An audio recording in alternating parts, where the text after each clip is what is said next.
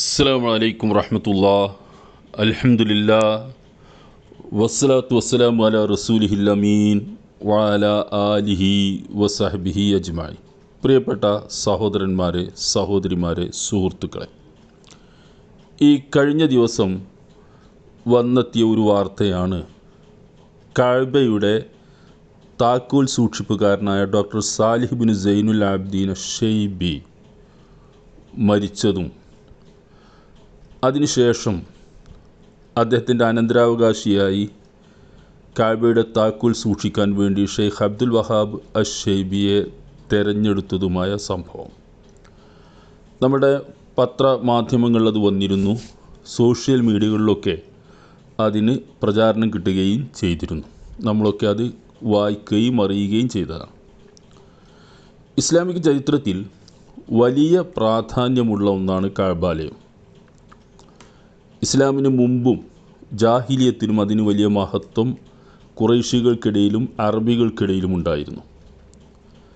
കഅബയുടെ അതുമായി ബന്ധപ്പെട്ട കാര്യങ്ങളുടെയും ഹജ്ജ്, അതിലെ ഹാജിമാർക്ക് വെള്ളം കൊടുക്കൽ, ഭക്ഷണം കൊടുക്കൽ, അവരെ സ്വീകരിക്കൽ, അങ്ങനെ ഒരുപാട് കാര്യങ്ങൾ, വകുപ്പുകൾ നിശ്ചയിച്ച് ഖുറൈശ് ഗോത്രത്തിലെ വിവിധ ശാഖകൾ അത് ഏറ്റെടുക്കുകയും അതിനഭിമാനമായി, ചിലപ്പോൾ ഒരു ദുരഭിമാനമായും അവരത് കൊണ്ടു നടക്കുകയും ചെയ്തിരുന്നു.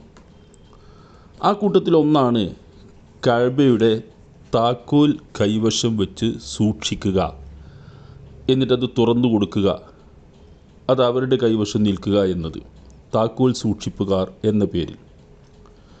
ആ കൂട്ടത്തിൽ ഇപ്പോൾ മരിച്ച ആളാണ് സാലിഹ് ബിൻ സൈദ് അൽ ആബിദീൻ അശ്ശൈബി എന്ന് പറയുന്നത്. ഇപ്പോൾ ഏറ്റെടുത്ത ആൾ അബ്ദുൽ വഹാബ് ഷൈബിയാണ്. അദ്ദേഹത്തിൻ്റെ ആ ഷൈബി കുടുംബത്തിൻ്റെ കൈവശമാണ് താക്കോൽ റസൂൽ സല്ലല്ലാഹു അലൈഹി വസല്ലമയുടെ കാലഘട്ടം മുതൽ ഇപ്പോഴും നിലനിന്ന് വരുന്നത്. 78ാമത്തെ കൈവശക്കാരനായിട്ടാണ് ഇപ്പോൾ ഈ പുതിയ ഷെയ്ഖ് ഇത് ഏറ്റെടുത്തിരിക്കുന്നത്. ഇതാണ് വാർത്ത. ഇതിൽ നമ്മളറിയാൻ താല്പര്യമുള്ള കാര്യം, കഅബാലയത്തിന് മനുഷ്യ മനസ്സുകളിലുള്ള സ്വാധീനവും അതിനുള്ള ബഹുമാനവുമാണ് ഒന്ന്.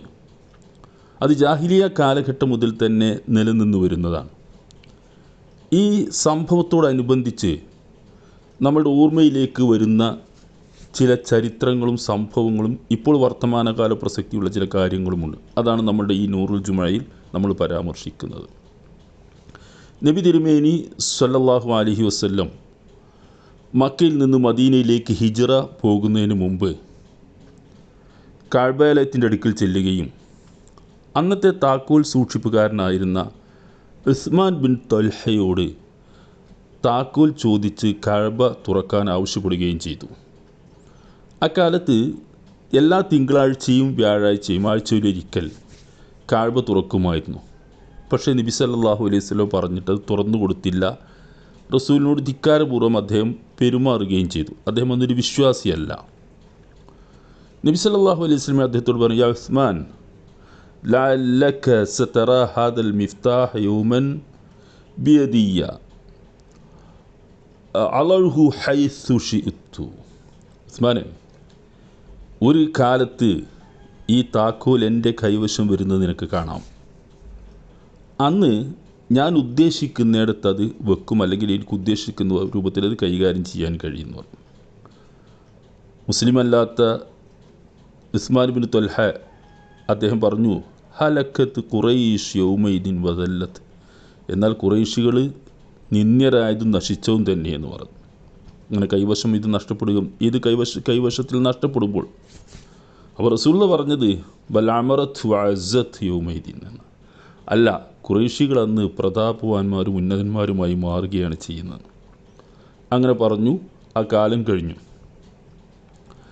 അങ്ങനെ റസൂൽ മദീനയിൽ പോയി. മക്ക ഫതഹിന് വേണ്ടി ഹിജ്റ 8ാമത്തെ വർഷം മക്കയിലേക്ക് തൻ്റെ അനുയായികളോട് കൂടി വരികയാണ് റസൂലുള്ളാഹ്. ഒരു വലിയ നീക്കമായിരുന്നു അത്. മക്കയും മദീനയും ഒക്കെ ഇസ്ലാമിൻ്റെ കീഴിൽ വന്നു. മക്ക വിജയം, ഫത്ഹ് മക്ക എന്ന പേരിൽ ആ ചരിത്ര സംഭവം അറിയപ്പെടുന്നു. അന്ന് റസൂൽ കഅബയുടെ അടുക്കൽ ചെന്നു. ഉസ്മാനെ വിളിച്ചു, യാ ഉസ്മാൻ, ഈ തിനൽ മിഫ്താഹ്, ഉസ്മാനെ ആ മിഫ്താഹ് താക്കോലിങ്ങ് തരൂ എന്ന് പറഞ്ഞു. തിരിച്ച് കൊടുക്കാതിരിക്കാൻ അദ്ദേഹത്തിന് കഴിയുമായിരുന്നില്ല. അത് വാങ്ങി കഅബ തുറന്നു, അതിനകത്ത് കയറി 2 റക്അത്ത് നമസ്കരിച്ചു. അവിടെ ഉണ്ടായിരുന്ന ഇബ്രാഹിം, ഇസ്മായിൽ, ഇസ്ഹാക്ക് പോലെയുള്ള വിഗ്രഹങ്ങളൊക്കെ തൻ്റെ കയ്യിലുണ്ടായിരുന്ന വില്ലുകൊണ്ട് തച്ചുടച്ച് പുറത്തേക്ക് എടുത്തെറിഞ്ഞു. 360 വിഗ്രഹങ്ങൾ കഅബാലയത്തിനകത്തും ചുറ്റുപാടുമായിട്ട് നിരന്നു നിന്നിരുന്നു. അതൊക്കെ നശിപ്പിച്ച് കളഞ്ഞു. എല്ലാം കഴിഞ്ഞു. കഅബ ശുദ്ധിയാക്കി. മനുഷ്യ മനസ്സുകളിൽ നിന്ന് വിഗ്രഹാരാധനാ സംസ്കാരം നീങ്ങിയപ്പോൾ ആ സംസ്കാരത്തിൻ്റെ പ്രതീകങ്ങളും ചിഹ്നങ്ങളുമായി ബാക്കി നിന്നിരുന്നതൊക്കെ നശിപ്പിച്ച് കളഞ്ഞു. അപ്പോഴാണ് അത് നശിപ്പിച്ചത്. അപ്പോഴേ അതിന് സാധ്യതയുള്ളൂ. അത് റസൂൽ ചെയ്തു. അങ്ങനെ ഇസ്ലാമിൻ്റെ കീഴിൽ യഥാർത്ഥ അവകാശികളുടെ കീഴിൽ കഅബ വന്നു.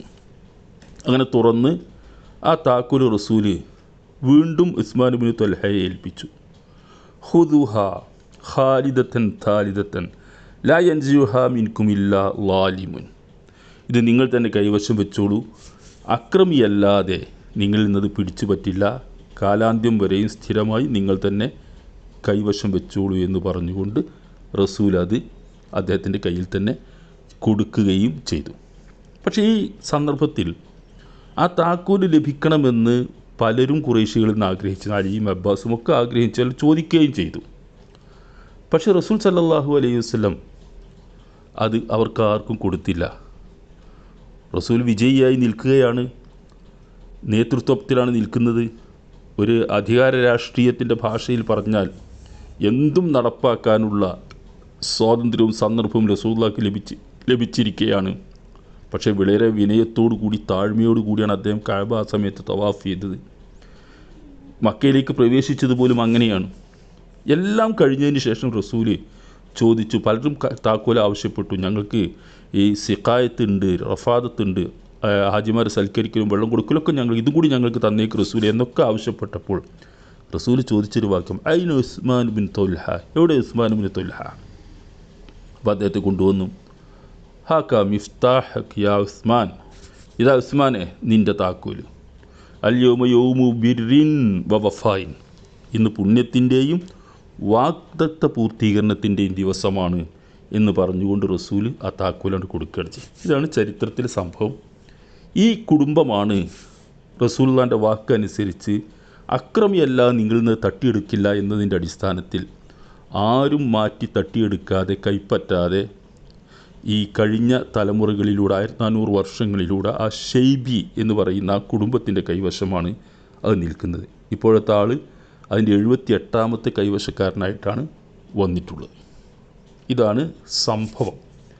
ഇനി ഇതിൻ്റെ പശ്ചാത്തലത്തിൽ ചില കാര്യങ്ങൾ നമ്മൾ അനുസ്മരിക്കുകയാണ്. അമാനത്ത്, വിശ്വാസ്യത, കരാർ പാലനം എന്നതൊക്കെ ഇസ്ലാമിൻ്റെ അതിപ്രധാനമായൊരാശയമാണ്. ആ ആശയം ഈ രംഗത്ത് അതിൻ്റെ അവകാശിക്ക് തന്നെ തിരിച്ചു കൊടുത്തുകൊണ്ട്, താക്കോൽ തിരിച്ചു കൊടുത്തുകൊണ്ട് റസൂൽ ഓതിയ ഒരു ഖുർആൻ വാക്യമുണ്ട്. സൂറത്ത് നിസായിലെ 58ാമത്തെ ആയത്താണ് അദ്ദേഹം ഓതിയത്. ഇന്നല്ലാഹ യഅ്മുറുക്കും അൻ തുഅദ്ദുൽ അമാനാത്തി ഇലാ അഹ്ലിഹാ വഇദാ ഹകംതും ബൈനന്നാസി അൻ തഹ്കുമൂ ബിൽ അദ്ൽ ഇന്നല്ലാഹ നിഅമ്മാ യഅ്ളുക്കും ബിഹി ഇന്നല്ലാഹ കാന സമീഅൻ ബസീറ. വിശ്വസിച്ചേൽപ്പിക്കപ്പെട്ട അമാനത്തുകൾ അവയുടെ അവകാശികൾക്ക് നിങ്ങൾ കൊടുത്തു വീട്ടണമെന്നും ജനങ്ങൾക്കിടയിൽ നിങ്ങൾ തീർപ്പ് കൽപ്പിക്കുകയാണെങ്കിൽ നീതിയോടെ തീർപ്പ് കൽപ്പിക്കണമെന്നും അള്ളാഹു നിങ്ങളോട് കൽപ്പിക്കുന്നു. എത്രയോ നല്ല ഉപദേശമാണ് അവൻ നിങ്ങൾക്ക് നൽകുന്നത്. തീർച്ചയായും എല്ലാം കേൾക്കുന്നവനും കാണുന്നവനുമാകുന്നു അള്ളാഹു. ഇതാണ് ആയത്തും അതിൻ്റെ പരിഭാഷയും. ഈ ആയത്ത് ഓതിക്കൊണ്ടാണ് റസൂൽ സല്ലല്ലാഹു അലൈഹി വസല്ലം നൽകിയത്. ഈ ആയത്ത് ലോകത്തിനൊന്നാകെയുള്ളൊരു സന്ദേശമാണ്. ഒരു കള്ളത്തരവും കാപട്യവും ചതിയും ഒന്നും കാണിക്കാതെ മാന്യമായിരിക്കണം മനുഷ്യർ തമ്മിലുള്ള ഇടപാടുകൾ. കയ്യേറ്റമില്ല, കുടിയേറ്റമില്ല, തട്ടിപ്പറിക്കലോ കള്ളത്തരത്തിലോ ചതിയിലോ മറ്റൊരാളുടേത് കൈവശപ്പെടുത്തലോ ഒന്നും ഇസ്ലാമിലില്ല. അമാനത്താണ് ഇസ്ലാമിൻ്റെ പ്രധാനം. അമാനത്താണ് വിശ്വാസ്യത. അപ്പം അനാമത്ത് എന്ന് മലയാളത്തിൽ നമ്മൾ പ്രയോഗിക്കാറുള്ളത് ആരെങ്കിലും സൂക്ഷിക്കാൻ വിശ്വസിച്ചേൽപ്പിച്ച കാര്യങ്ങൾ തിരിച്ചു കൊടുക്കുന്ന, അത് അതിൻ്റെ അമാനത്തിൻ്റെ ഒരു ഭാഗം മാത്രമാണ്. എന്നാൽ അമാനത്ത് എന്ന് പറഞ്ഞാൽ വ്യക്തിജീവിതത്തിൽ അമാനത്ത് വേണം, ദാമ്പത്യ ജീവിതത്തിൽ ദമ്പതികൾക്കിടയിൽ അമാനത്ത് വേണം, വിശ്വാസ്യത വേണം. അത് ഭരണാധികാരികൾക്ക് വേണം, എല്ലാറ്റിനും വേണം.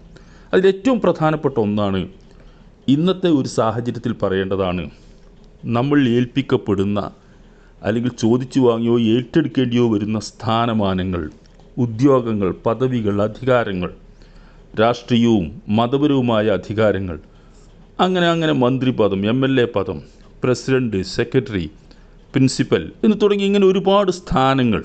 ഈ സ്ഥാനങ്ങളൊക്കെ ഒരു അമാനത്താണ്. ആ അമാനത്ത് ഏറ്റവും ഭംഗിയായി നിർവഹിക്കണം. ഒരു ഉദ്യോഗം ചോദിച്ചു വന്ന അബൂദർ അൽ ഗിഫാരിയോട് അള്ളാഹുവിൻ്റെ റസൂൽ പറഞ്ഞു, യാ ബദർ ഇന്നക ലഈഫുൻ, അബൂദറെ താങ്കളൊരു ദുർബലനാണ്. വൈനഹ അമാന, ഈ ഉദ്യോഗം, സ്ഥാനം എന്നൊക്കെ പറയുന്നത് അതൊരു അമാനത്താണ്. അത് ശരിക്കും നിർവഹിച്ചിട്ടില്ലെങ്കിൽ അത് പരലോകത്ത് യൗമൽ ഖിയാമത്തിൽ ഖിസിയുൻ വനദാമ, നിന്ദ്യതയും നഷ്ടവുമായി മാറും. അതിൻ്റെ ബാധ്യത അതിനോട് നിർവഹിക്കാതിരുന്നാൽ എന്ന് റസൂല് അബൂദറിനെ ഉപദേശിച്ച് ഒഴിവാക്കുകയാണ് ചെയ്തത്. അപ്പോൾ ആർക്കും അത് ഏറ്റെടുക്കാം, പക്ഷേ ഏറ്റെടുത്താൽ അതിനോടുള്ള ഉത്തരവാദിത്വം നിർവഹിക്കണ്ടേ. ഇതെല്ലാ മേഖലയിലും ഈ അമാനത്ത് സൂക്ഷിക്കണം. മതത്തിൻ്റെ മേഖലയിൽ സൂക്ഷിക്കണം. മതത്തിൻ്റെ മേഖലയിൽ വളരെ പ്രധാനമാണ്. ഖുത്ബ നിർവഹിക്കുന്നവർ, അധ്യാപനം നടത്തുന്നവർ, മതാധ്യാപനം നടത്തുന്നവർ, സംഘടനാ പ്രവർത്തനം നടത്തുന്നവർ, അതിൻ്റെ സ്ഥാനമാനങ്ങളിൽ നിൽക്കുന്ന ആളുകളൊക്കെയും അതൊരു അമാനത്താണ് എന്ന നിലക്കാണ് നിലനിർത്തി കൊണ്ടുപോകേണ്ടത്. അതുപോലെ പല പൊതു സ്വത്തുകൾ കൈകാര്യം ചെയ്യുന്ന ആളുകൾ, അതിലൊക്കെ അമാനത്ത് ഏറ്റവും പ്രധാനമാണ്. ഒരു വ്യക്തിയുടെ സ്വത്ത് കൈകാര്യം ചെയ്യുന്നതിലേറെ പരമപ്രധാനവുമാണ് പൊതു സ്വത്തുകൾ കൈകാര്യം ചെയ്യുന്ന ആളുകൾ. കാരണം പൊതു സ്വത്ത് കൈപ്പറ്റുകയോ അനർഹമായിട്ടും അനാവശ്യമായിട്ടും തെറ്റായുമൊക്കെ ക്രയവിക്രയം നടത്തുകയോ ചെയ്താൽ ആ പൊതു സ്വത്തിന് ആരൊക്കെ അതിൻ്റെ അവകാശികളായിട്ടുണ്ടോ അവരോടൊക്കെയുള്ള ബാധ്യത ഇയാൾ നിർവഹിക്കേണ്ടി വരും. പരലോകത്ത് വീട്ടാൻ കഴിയില്ലതൊന്നും. ഉദാഹരണമായിട്ട് ഒരു സ്ഥാപനം അതിൻ്റെ യഥാർത്ഥ അധികാരികളിൽ നിന്ന് അതിൻ്റെ രജിസ്ട്രേഷനൊക്കെ മാറ്റി വേറൊരാളുടെ സംഘടനയുടെ ടീമിലേക്കൊക്കെ മാറ്റി ചെയ്യുക, കൃത്രിമമായിട്ട് രേഖകൾ ഉണ്ടാക്കുക, മിനിറ്റ്സ് കൃത്രിമമായിട്ടുണ്ടാക്കുക, അങ്ങനെ അതൊക്കെ ഒരു കോടതി വഴി സ്ഥാപിച്ചെടുക്കാൻ കഴിഞ്ഞാൽ വിജയിച്ചു എന്ന് വിചാരിക്കുന്നത് അമാനത്തിനോടുള്ള വഞ്ചനയാണ്. അമാനത്തിനോടുള്ള വഞ്ചനയാണ്. ഈ റസൂൽ ചെയ്തു നോക്കൂ നിങ്ങൾ. ആ താക്കോല് തിരിച്ചേൽപ്പിച്ചിട്ട് പറഞ്ഞ വാക്ക് ശ്രദ്ധിച്ചു നോക്കുങ്ങൾ. ആ വാക്ക് ഇന്നോളം പാലിക്കപ്പെട്ടു. അതാണ് അമാനത്ത്. ഇപ്പോൾ നമ്മളുടെ ഇടയിലൊക്കെ മതരംഗത്തുള്ള ആളുകൾ പോലും, രാഷ്ട്രീയക്കാർ, അവരെ നമുക്ക് വിടാം, അത് അങ്ങനെ തന്നെയാണെന്ന് പലരും വിചാരിക്കുന്നു. എന്നാൽ അതും പ്രശ്നമാണ്. മതരംഗത്തുള്ളവർ പോലും അമാനത്ത് പാലിക്കാത്ത ഒരു കാലത്താണ് നമ്മൾ ജീവിക്കുന്നത്. ഒരു യോഗത്തിൽ നടക്കുന്ന ചർച്ച പോലും പൊതുസമൂഹത്തിൻ്റെ മുമ്പിൽ സോഷ്യൽ മീഡിയകളിലൂടെ പ്രചരിപ്പിക്കപ്പെടുന്നു. ആരും അറിയാതെ നടത്തുന്ന സ്വകാര്യ ചർച്ചകൾ ഒരമാനത്താണ്. ആ അമാനത്ത് പോലും വഞ്ചിക്കപ്പെടുന്നു. റസൂല് പറഞ്ഞത് അൽ മജാലിസു ബിൽ അമാന ഇല്ലാ സലാസ, ഈ പൊതു സദസ്സുകൾ അല്ലെങ്കിൽ യോഗങ്ങൾ അമാനത്താണ് 3 കാര്യങ്ങളിലൊഴികെ. മജാലിസു സഫ്കു ദമിൻ ഹറാമിൻ, 1 രഹസ്യമാക്കി വെക്കാണ്ടാത്തില്ല, അമാനത്തല്ലാതെ ലംഘിക്കാവുന്ന ഏതാണെന്നറിയോ? ഒരു നിരപരാധിയുടെ രക്തം ചിന്തുന്ന കാര്യം, ഹറാമായ രക്തം, അത് ചിന്താൻ ഒരു തീരുമാനം എടുത്താൽ അത് ലംഘിക്കാം, അതിന് കൂട്ടുനിന്ന് കൊടുക്കരുത്.